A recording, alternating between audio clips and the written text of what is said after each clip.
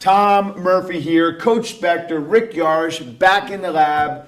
Last week, Rick, we talked about you, hope, hopelessness, and a little tiny baby girl.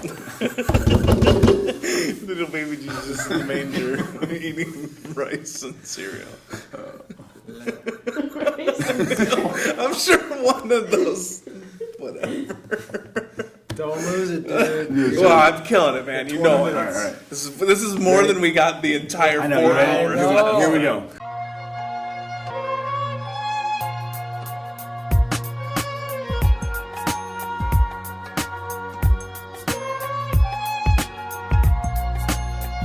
Tom Murphy here. Welcome back, Sweethearts and Heroes family. Coach Spector took a little potty break in school here today. So Rick and I go around to schools all over the country, him and I, and we talk to kids about this thing called hope, hopelessness, and one of the carrier of hope are these things called sweethearts, and we would call them 16th century bullies. And anyone that knows who we are and what we do, a bully in the 16th century was a very endearing term. It was someone that helped you get better. Now, got to imagine, Rick, with one leg and the abilities that you have, people call them disabilities, I call them abilities because you got some amazing abilities. But it's been a challenge to figure them out. And you got a great story when you made that transition, when you figured out how to accept the help from these 16th century bullies that help make you better. Give me your famous one. Absolutely. So I have obviously hundreds of sweethearts just from the time of me being in the hospital. People who helped me get through situations that I couldn't get through on my own. And one story in particular really stands out. And it has to do with me walking again. Not long after I got out of the hospital, I bought tickets to a football game. And the tickets that I bought to the game were not handicap accessible seats. So I had to be able to walk into the game. And in my opinion, I was not going to be able to walk into the game. The game wasn't for 4 months, so I still had time to prepare for the game, to walk into the game, but I just didn't believe I was going to be able to. So the day after I bought the tickets, I went to physical therapy, and I asked my therapist, am I going to be able to walk into that game in 4 months?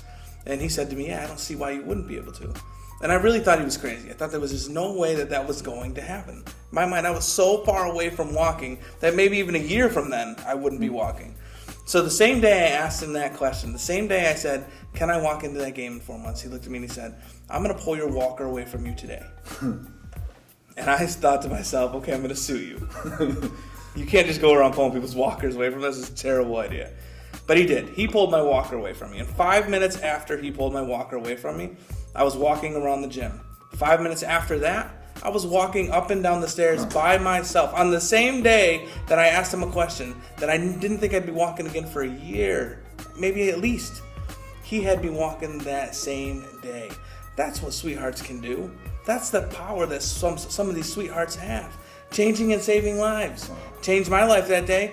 Made me walk maybe a year before I believed I was going to be able to. Because that's what sweethearts do. They're also those 16th century bullies in our lives who push us and push us and push us to make us better. And he pushed me to make me know what I was actually capable of. Wow. Amazing, man. I just love the fact that, you made this connection with 16th century bullies, people that come into your life, help make your life better, and that's what you bring around the country and the magic that you give to kids. Rick, let's hope Coach Spector gets back soon because I know we got a special guest coming into the lab next week. That's right. Boom.